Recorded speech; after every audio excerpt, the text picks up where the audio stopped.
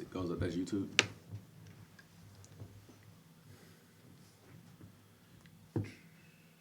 Here we go. Welcome back to Whiteboard Wednesdays. We've had a couple weeks off here and, been traveling around the country over the last couple weeks, and guys have been busy, so it's great to have us back in the room. We're missing Brandon, who's out in LA training, and we're missing Manny, who's training a German kid right now, trying out for the academy. So it's a busy time around here still, and I'm glad you guys could jump back in here and get this thing back going. And thanks to everyone that's tuning in, and feel free to send your questions or pop up on IG Live as well, or follow us on our YouTube page.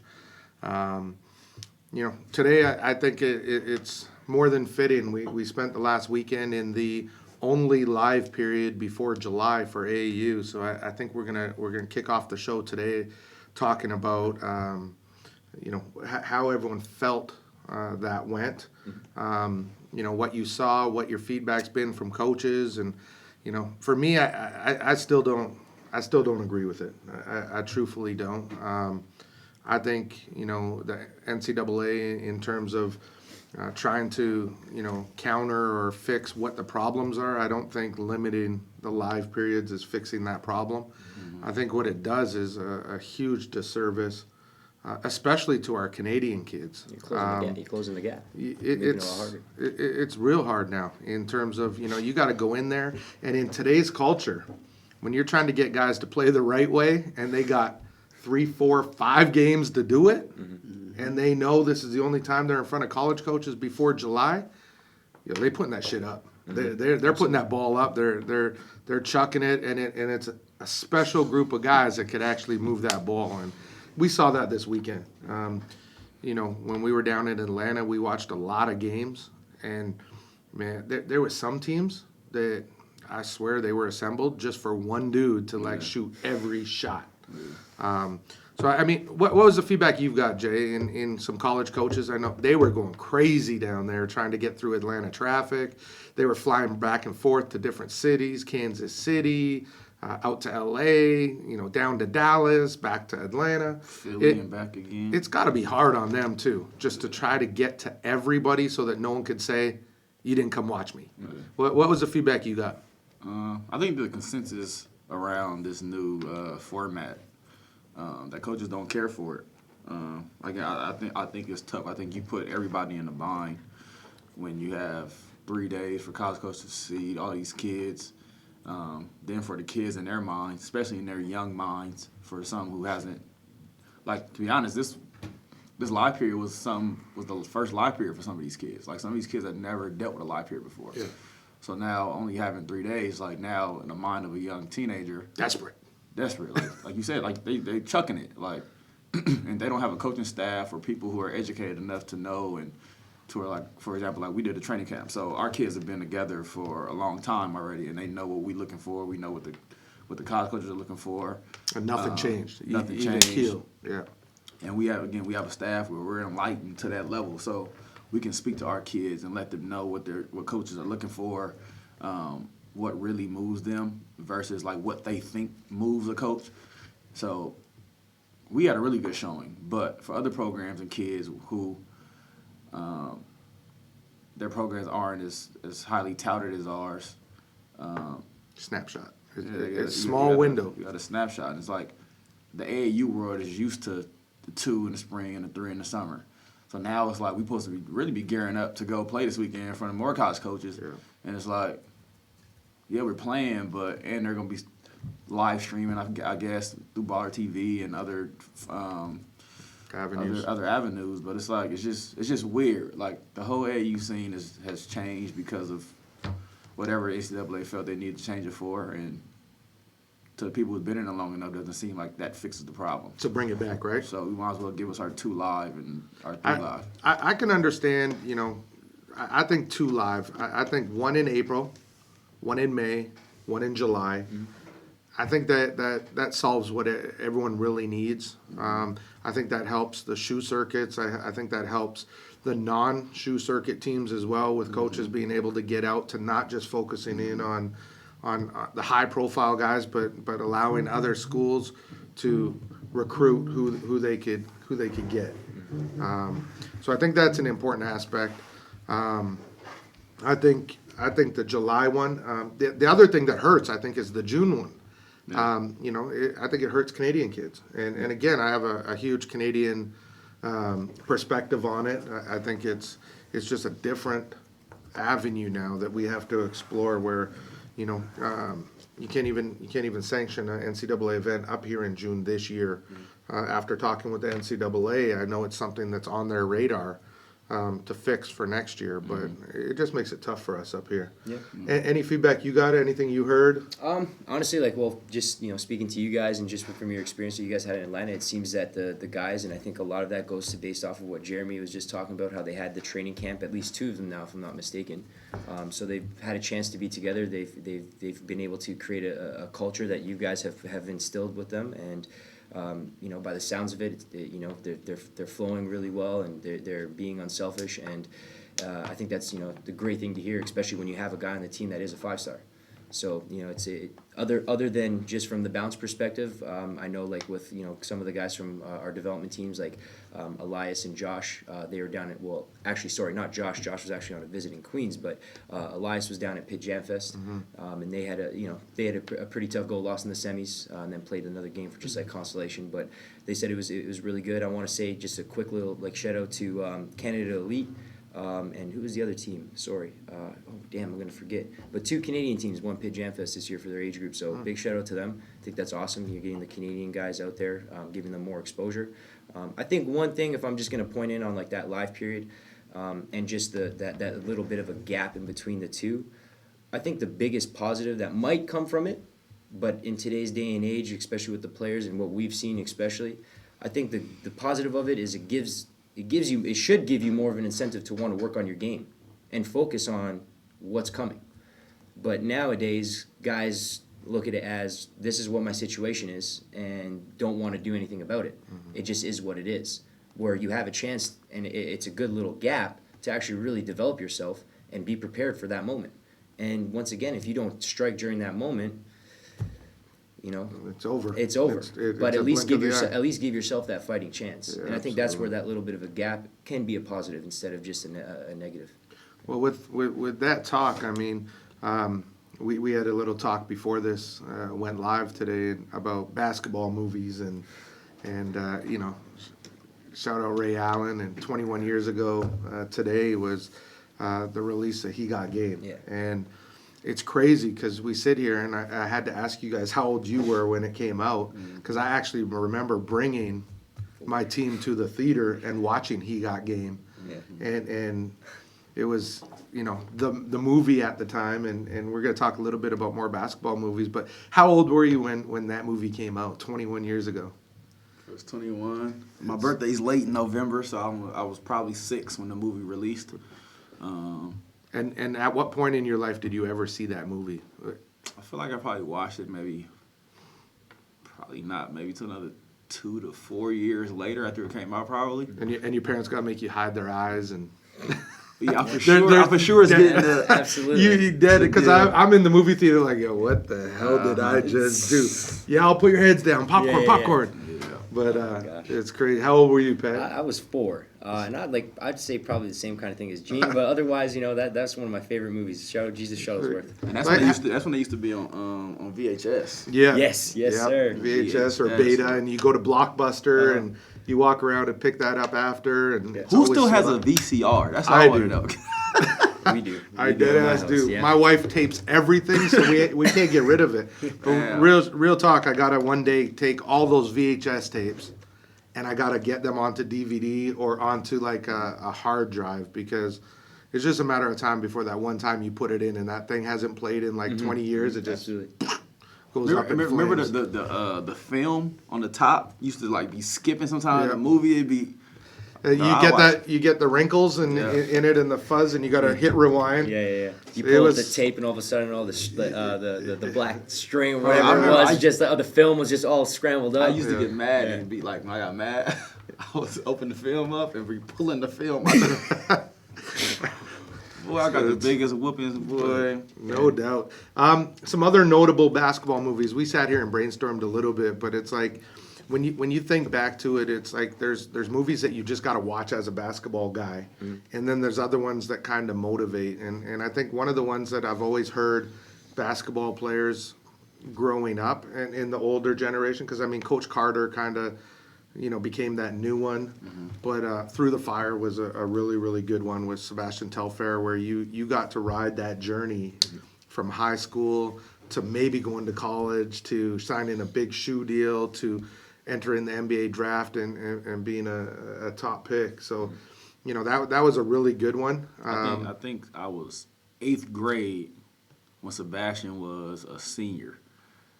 And if you'd have asked my 11-year-old self, I thought Sebastian was going to go down as the best point guard to ever live. Like, the way that movie went out? I bought a Portland Trailblazers jersey. I still have it. I think he might be. He's either in jail right now or was on the verge of going to jail He was on the recently. verge. He was on Breakfast Club last he's on Breakfast Club. Just around a year He's ago. out. He's out. He's doing some. He's doing a lot of stuff in the community. Yeah, and he's whatnot. getting back. better himself. Yeah, no, he was good, and that movie was motivational. It was emotional. It was a little bit of everything because you got to see his brother didn't make it, and then played in Europe, and then he's making it, and we actually played against his little brother as well. Ethan. It's crazy seeing Ethan. I think Ethan finished at Idaho State and was averaging 20. He's averaging 20 a game at Idaho State. I remember always the ending of the movie, Ethan where he's out on the court court shooting on the it's crazy before school. Yeah. And how many kids really started to create a work ethic based on that movie in terms of I got to get up early. I got to run stairs. I got to, I'm sure a lot. I think there was a ton. And then on the flip side, I mean, you go to Hoop Dreams. You watch that whole movie, and at the end, there's really nothing. It shows how easy things could go right and how easy things can go wrong. But again, still a good movie to watch, a good teaching piece, a good opportunity to connect with a lot of kids. I think that was a really good movie. And then Coach Carter kind of put it in style for Jeremy to be a coach. I'm not like Coach Carter. Just kidding. But I think that one there, that one there was it's okay to be disciplined as a basketball player. It's okay to establish morals. It's okay to establish a way to go about, handling your business in the hardest of situations of which Coach Carter was in. And then fighting the parents and the staff and everyone else who just wants to see basketball versus trying to create a person. And win it, yeah. So I think that was a good one. He locked them out during the win streak, right? He did. Yeah. He did. I think they forfeit some games in that movie. It was school, right? Yeah, they had the big chains on the door, and then the other one where we went down and we got to see with a team was more than a game, and I think that was pretty cool because you got to see some spots where you've actually hooped at. You mentioned the LeBron James, in Akron, the tournament and things like that.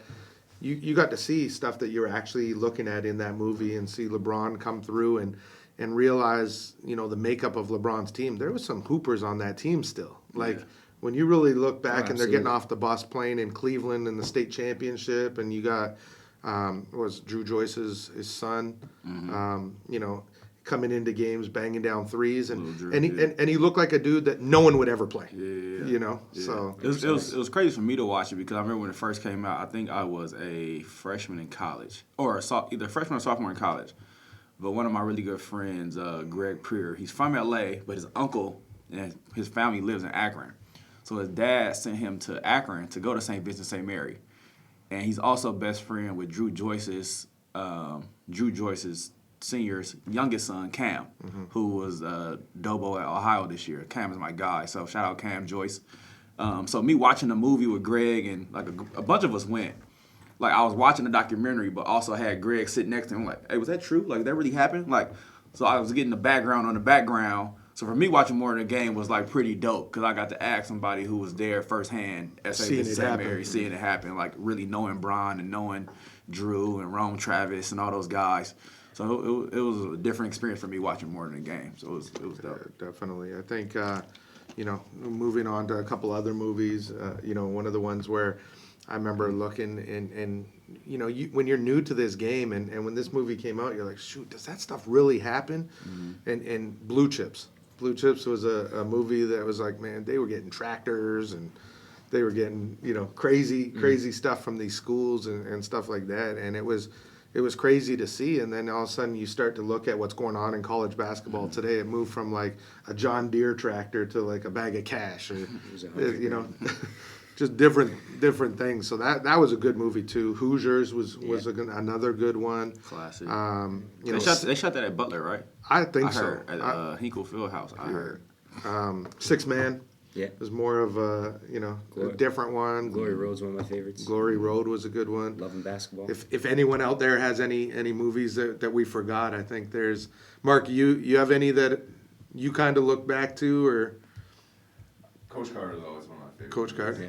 Was it as a basketball player when you went to hoop? Was that an inspirational thing? Was it something where you're like, okay, I'm okay with Coach yelling at me today? Yeah.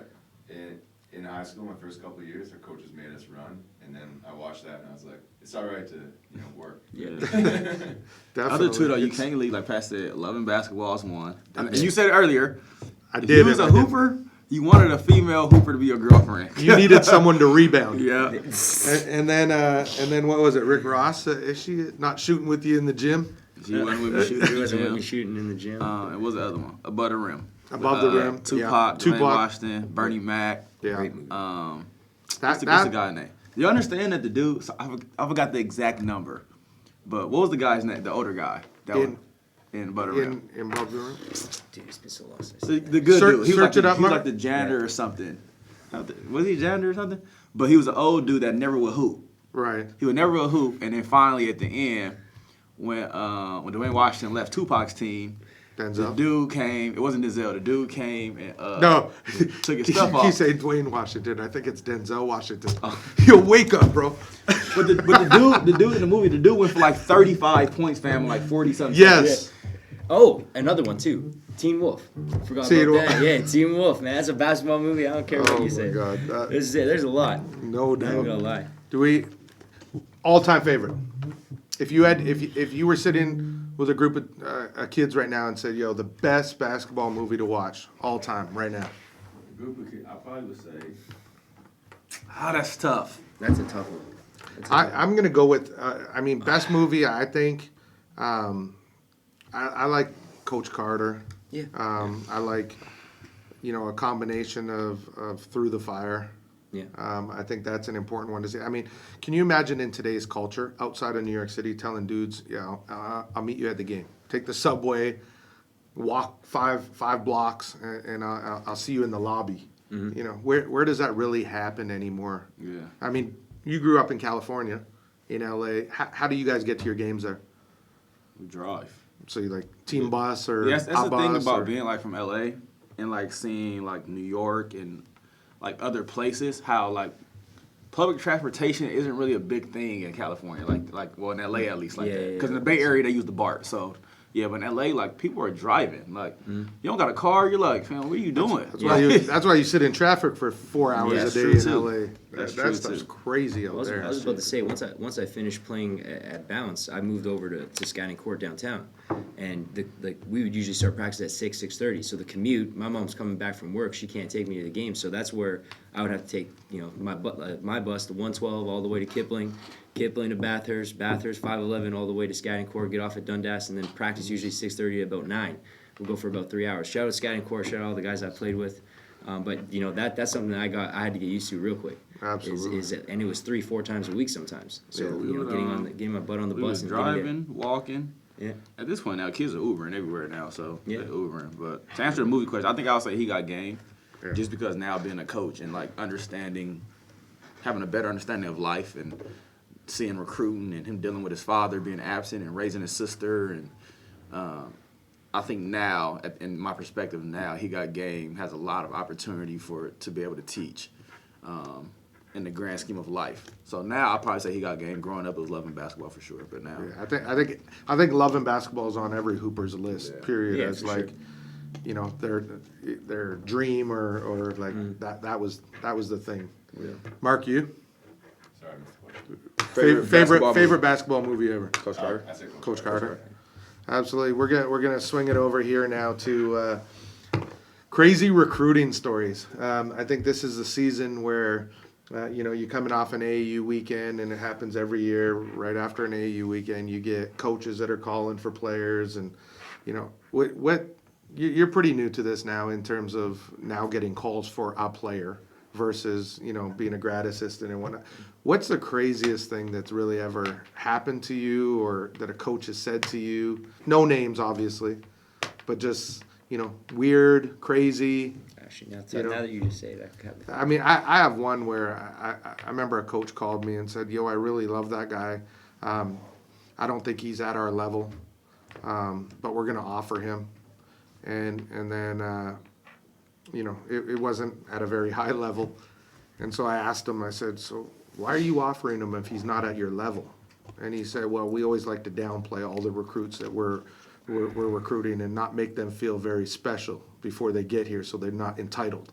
And I'm like, man, just recruit the kid properly. You calling him saying you're not at our level is not going to get it done, especially in today's day and age. Another one, we get tons of mail here. I remember a school was recruiting, and this coach is actually going to know who he is too, and that's the funny part. We got a big envelope, and we opened it up, and there was a letter in it. And when you go to take the letter in it, there was a whole bunch of dimes that had been cut out. And on the letter, it had a picture of the player, and it said, "We need your dimes at this school." And all the dimes, cut out paper, fell out everywhere like confetti. Oh my God! So I mean, the lengths that like some of them will go to. We had another one. Do you remember when LeBron came out and he took that picture and he was in the big King's chair and thing? Was that Slam? It might have been the Slam magazine cover or something. So. Yeah, maybe. Well, they took LeBron's head off and put the player's head on. That was my story. So when I was in high school, in my last year, UFT was trying to get me and one of my teammates, and what they did was they sent it to my teammate, and then they told my teammate to show me, so like we could connect with each other. So they send us a picture of the two coaches on staff, and then two of their top players. And the funny thing was, I was just a scrawny, and I still am pretty skinny. So I was a scrawny kid back then, and they put us on a guy that's all jacked. Both guys are huge, they're jacked, and the funny thing is, one guy's black, the other guy's brown, and they put both me and my friend, who were both white, on both their heads. It was the funniest thing, and they put us this could be you next year. Mark, that was their sentence. You're our video editing guy. What lengths have you seen someone go to or something in terms of getting a recruit? I personally haven't. You haven't seen it? Stories, no. I seen another school. We basically take a moon man and put the player's head inside the space helmet, and basically said, "We love you to the moon and back." I'm actually dead ass gonna bring some of these in and put them on the table and show you, and we'll blur out the face or we'll find a way to do it. I have boxes of this stuff that kids just say, I don't want it anymore, and I keep and whatnot. So it's some funny ones. But what's the craziest thing a coach has ever said to you? I think it's more so funny to me how coaches double back. When you try to privy them to a kid, and I've heard one time before how some coaches, I'm not gonna say they don't want to compete, but that's how it comes off. That if a certain amount of schools aren't recruiting a kid, they won't recruit them. Or if too many schools are recruiting them, they won't recruit them. Or they say, do we have a shot with him? Well, did you try? That's a thing. That's a thing. Did you even Did you call even him? get in Did contact with you him? text him? Did you do anything yet? Because that can be the biggest piece. So it's right always there. funny to see how the pendulum swings when it's man, take this kid. I don't know. And then here comes Power 5, and it's I always try to get them on just, instead of beating around the bush, we love this kid, we love him, what blah, blah, blah. It's are you interested or are you offering? Right. Boom. Just get to the point. And too many times kids get a phone call from a coach that says, we love you, blah, blah, blah. But then you say, did they offer? I don't know. And Yeah. and you see it on social media all the time. Like offers fly out the window, and you have to question, like, yo, is that one real? Is it legit? Yeah. Is this real, or was it a phone call? Or so I mean, it's for me. I found it most beneficial to just like get straight to the point. Mm-hmm. Don't beat around the bush and say, you know, is it an offer or is it interest? And I think they respect that a lot more as well in Of terms course. of understanding where they stand. This past weekend, we're going to double back because I saw some funny stuff happening in the gyms this weekend. We got to talk about crazy parents, crazy coaches, crazy AAU referees. Like there was some wild stuff, even just in some of our games that we saw as, you know, just wild stuff. I mean, I look back and when you think of AAU and you think, you know, we went to a ton of gyms this weekend. We saw, you know, all the way from Nike all the way down to everything else. And I mean, my highlights are the referees who don't make it to center. Referees yelling at a coach from the other side of the floor to not talk to his partner because his partner is a female. Like crazy stuff going on in the gym. And then parents, you know, I saw parents filming games, walking into the team's timeouts to film the timeouts and back up into the stands, yelling at their kids. It's crazy. I you know, you saw this stuff happening too. I heard coaches wiling out on kids, calling them stuff that, man, if we ever did that, I think we'd be in jail. What was the craziest thing you saw this weekend? Man, it was No names. Yeah, of course, no names. It was a lot of what you said though. I think I laughed the most at the referees. Their explanations for things, the way they was calling stuff. I think they were pretty transparent about what they were doing, but the fact that they were doing it is just like No, way too transparent. blatantly missing calls. Man, I just want to see him hoop. I just want to see them hoop. Tell them to keep going. Oh, one time it may. It's like they're fans more than anything. One time, May goes in there, jump stops, and one, but no call. Of course, he didn't call it. The refs turn, look at the bench, and Fleck, he says, it keeps going down the ref. I'm sick, yo. How many times, not even just this weekend, have you seen referees' reactions to when something happens in a game? Because we saw it all the way through. I've seen someone get dunked on. We were at a grind session event, and someone put a dunk down. This was in, it may have been in Washington or Kentucky, because both. And I remember seeing the referee run the other way. Yeah. Yeah. Like, oh my God, he just like Damn, got I think dunked it was on, and he took off down the court laughing. That was Vonnie dunking. Like, DC. Giovanni's dunk was So it's crazy. like, if you actually just go to an AAU game or even a high school game and just watch the referees, some of the stuff that happens is hilarious. It's hilarious. I just followed a Twitter handle like the other day. It's called AAU something. AAU Bingo. I think it's called AAU Bingo. Fam, and they got everything on there. It's ridiculous. Dude, referee broke his chain trying to dunk at it during the timeout. That one kills me all the time is when referees shoot around on timeouts. Danny. Yes. Oh yes, man, yes. there's nothing that annoys me more than seeing a And they're- referee they're- shoot they're around hooping. or a referee that tries to dunk on a timeout. Yeah. Like it's crazy. I think one of the funniest moments I've ever had, and it was when I was playing with Scatting Court. Shout out to my guy, Ronaldo Dixon. He set a screen, and he slips it, and he rolls to the basket. Help side comes. He windmills on the guy. And the referee under the basket just blew the whistle, and as he's blowing the whistle, he's like, you know, like you can hear the whistle go, because he's laughing. He's like, and he's just like, official timeout, 5 minutes. Him and his partner get together. They just start howling. They're laughing. The fans, like everyone, just rushed the court. I felt so bad for the kid that got dunked on. But besides the fact, like the game shut down for an actual 5 minutes, and then we started playing. I remember Like, some funniest thing. Some games when we used to take some teams downtown Toronto to Parkdale and hoop in a Parkdale league, where things like that would happen. You know, shout out Scotty if Scotty's watching. He runs A games, Yes. A game girls now, and Scotty used to be the referee in the league. And man, I don't think they could have paid anyone else other than Scotty and who it was to referee a single game in that league, because every possession there was going to be a fight or every single time there was a dunk, everyone was all over the court. You just have like it's neighborhood versus neighborhood. it right? is. Yeah. It was like you couldn't go in there. There's times after a game where we got to get up and run. Yeah. We got to run to our car and try to get out of there. But like someone gets dunked on, and it's crazy how basketball people that watch games will do the first thing that's wild when someone gets dunked on. Like I saw backpacks flying onto floors. I saw people picking up the bench and shoving it out there. Like The funny thing is, if you really, I took in too, because I wanted to see if I reacted on that Giovanni dunk in Washington. If you look at me and Jay, we're sitting beside each other. We're just literally like this. whenever This kid that is happens just and I'm coaching, I ridiculous. just turn around and walk away. Like, oh. And the funny thing is, I think the only one that was real hype, and I'm not surprised by it, was Brandon. And then the rest of us were just like, that's just what he does. Do you know what I mean? But also still shocked, but that's just what he does. The funniest part is when people repost it and you hear their reaction on film when they're filming it, and you're just like, oh.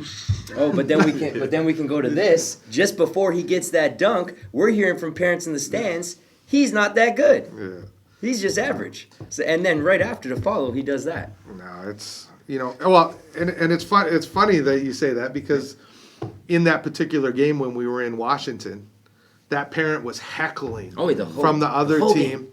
just like you're garbage, you're not good, you're not this, you're not that. And I remember going to the player at halftime saying that dude said you're terrible. He said you can't do this, that, and the other, and he's like, oh, all right, I got you, coach.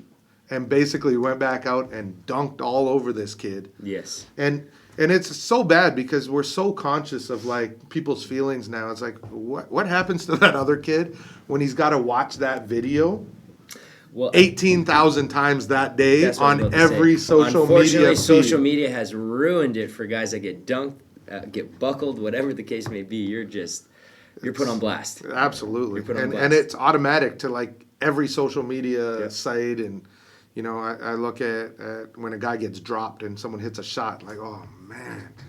So I mean, overtime had we had Elijah Fisher here for the Fears game. That was on overtime, maybe 20 minutes later. we talked about that dunk a little, but real talks. I've never seen it. He threw himself at the rim. Yes. Like it wasn't even just a dunk. It was like I'm Supermaning everything I have in me right now to put this down. And I thought he was going to come down flat on his back the way that he took off and you know when you think about it, he cocked that back and just boom. Yeah, that was a lot of adrenaline. I mean, out of nowhere too. You weren't expecting it. And our gym was packed. Yeah. Like I work here and I see our gym every day, so it was like to see the gym that packed at our Biosteel All Canadian Futures game. Shout out Biosteel, and to give those kids that platform.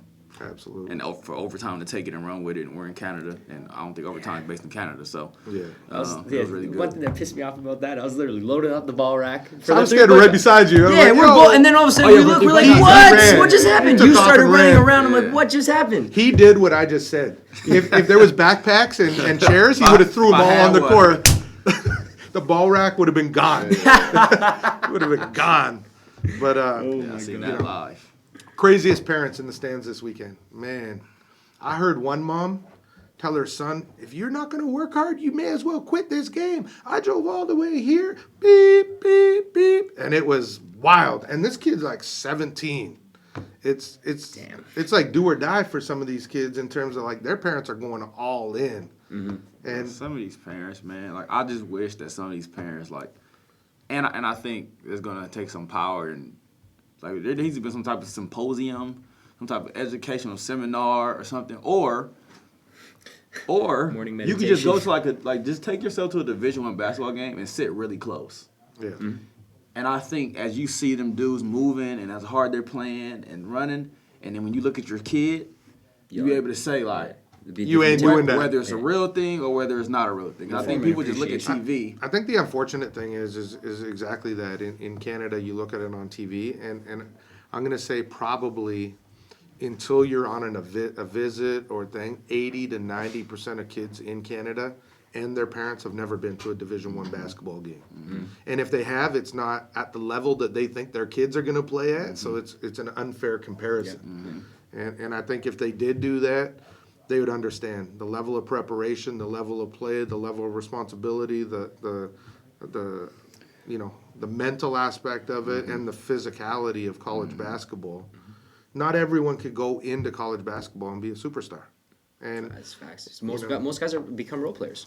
I mean, we've been out of Canada, truthfully, we've been really lucky with the places that these kids have selected to go to college. They've been a needed piece or a key piece or the piece to each of those teams that they've picked for the most part. Yeah. And even the ones that aren't immediate superstars become 4-year amazing players with pro potential at the end or an opportunity to play this game after. And a degree. Look at Mariel.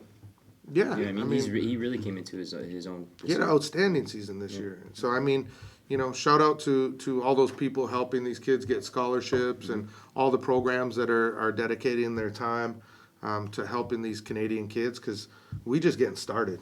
Yeah, We really are. absolutely. When you look at this ball rolling and everything that's happening here, there's a lot of people in Canada doing the right things, helping these kids to try to get them off. And we just got to do a better job of everyone trying to work together. And, course. and I was literally just about to I say think that. that- it's starting to get out of control up here. Yeah, I think the biggest thing is, and this is a tough one, because once again, also not just do we coach, we do skill development with kids.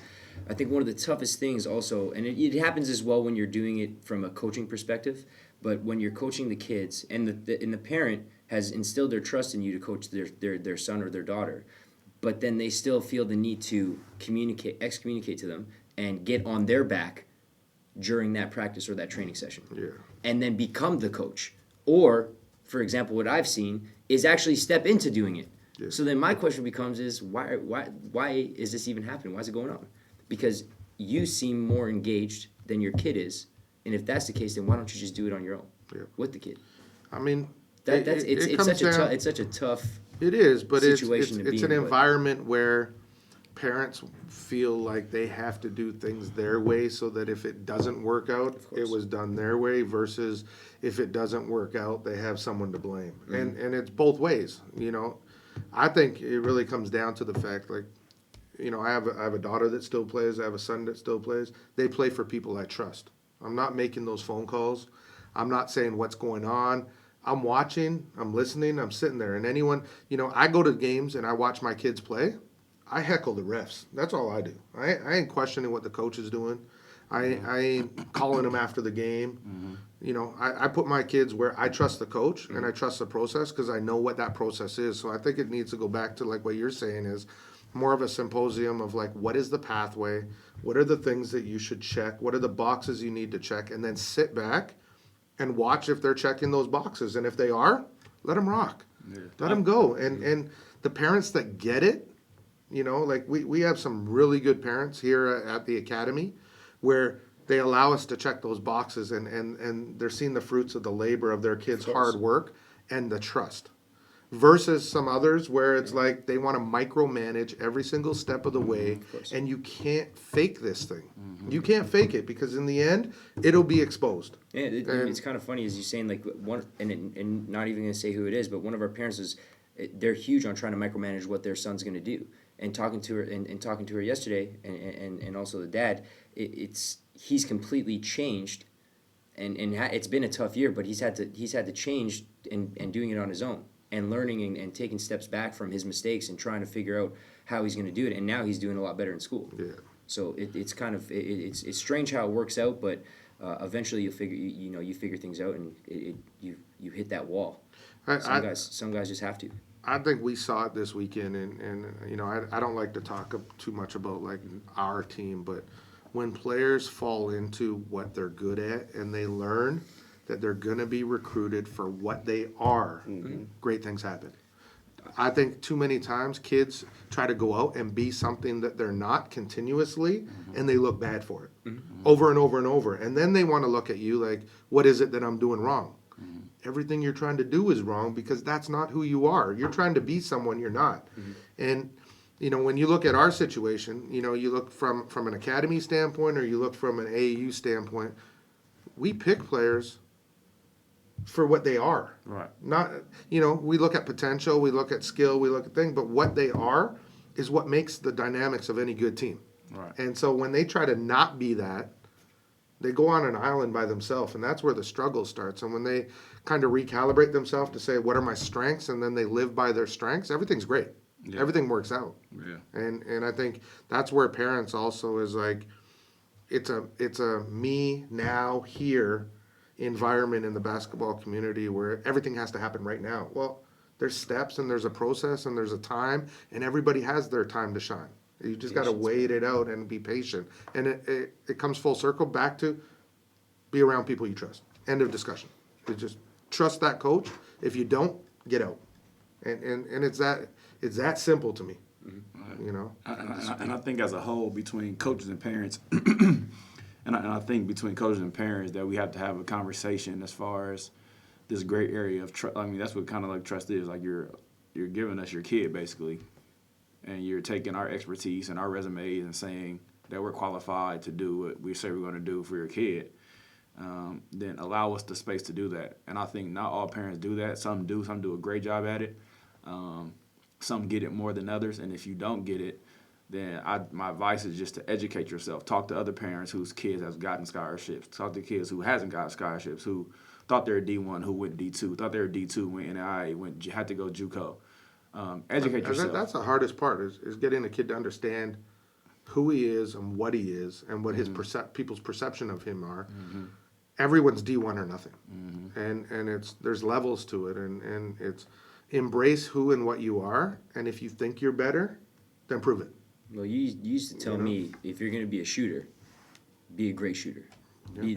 If you're going to be great at one thing, be like almost perfect. And it goes back, my brother-in-law who lives in New York ran an AAU program there, and he was a McDonald's All-American, and we have these basketball talks, and he told me, he's like, so many people, because back when we used to talk, there was ABCD camp, and there was, there was Nike, Indiana, big camps and things like that, and too many times people go into those things and try to do everything. Man, you just got to go in there and do one thing good, and let it be that one thing that you do good, not what you want them to think you do good. If you're a great rebounder, go in and rebound the crap out of the ball. If you're a shot blocker, send that thing into the stands every time. If you're a great shooter, let it go. If you got handles and you could distribute and create for your teammates, do that. And that's so often kids try to be great at everything. You could develop everything and be across the board, but it really comes down to a school is going to want you because you do something they need well. And that's either shooting, distributing, a lockdown defender, or a rebounder. We talked about guys yesterday with a college coach, right? Guys that just do one or two things very well and spent 4 years in college as a starter. You could just be a dog. I always go back to a kid I coached, Denzel Taylor. Mm-hmm. Yeah. Dog. Wanted to rebound. Set the best screens. And anyone watching that ever played with Denzel, he played 4 years at ODU, was a Division I basketball player, and he set screens and rebounded the best that he possibly could. And he got a free education doing it, and he's playing pro right now. And one of the guys I always use as an example of like just resilient in what he was and comfortable in the skin he's in being who he is.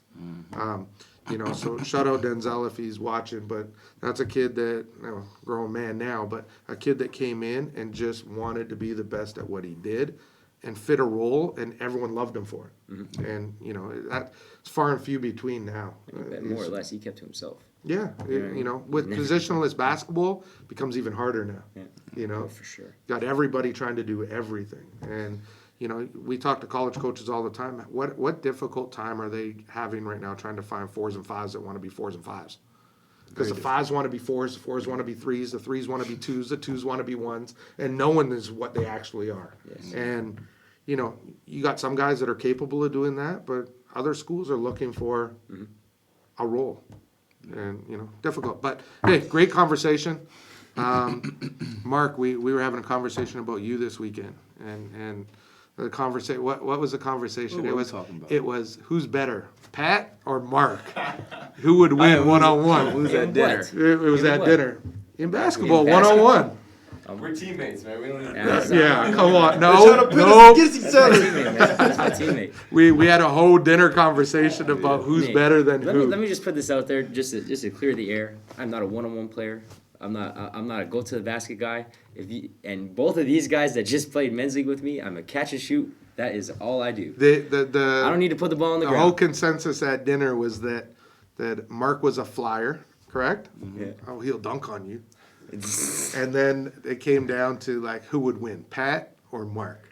And then it was who would win, Manny or Jeremy. And then it was like Brandon wouldn't even play. Brandon doesn't want to play no more. Brandon wouldn't even play. Don't kill me. So, who else were they throwing out? What were they throwing out? Oh, Other the guys scenarios? were saying this. Yeah, But, it oh was my God, that's funny. TV and Brandon. Yeah. Me and TV. It was, Me and Pat. it was good. That's It hilarious. was. They was all over the place. The matchups was all My over. phone's ringing. It's probably Brandon saying, "Yo, I'll play anyone." Yeah. I'm busting I'm out about here. it. Show me your ones. We need him back in Men's League. We worked on that. Yes, we do. We need him next We week. need Crazy someone thing, else. Brandon's back at my house and I'm at his. I don't know how this Absolutely. world flipped like that. But you know what? Any questions for next week? Throw them in. Was there anything there today? We went 45 minutes. We're good. Thank you guys again, and we'll be right back at it Wednesday. Thanks for tuning in on YouTube. Where are we at on YouTube, Mark? Tony Mac Show. The Tony Mac Show on YouTube, and obviously on both of our IG lives. Tune in and give us some topics, give us some questions, and you know we'll get right at it. Absolutely. Peace. Later. Signing up.